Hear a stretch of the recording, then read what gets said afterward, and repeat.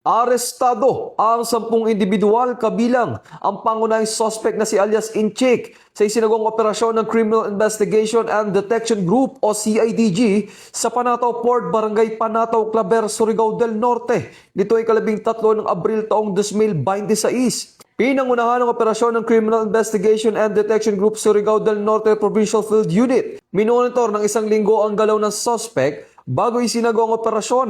Nahuli ang grupo habang ilegal na naglilipat ng diesel mula sa isang motorized bangka o bote-bote patungo sa tanker truck sa pantalan ng walang kaukulang dokumento. Pinaniniwalaang ipamamahagi sana ang nasabing fuel sa mga kalapit na gasolinahan.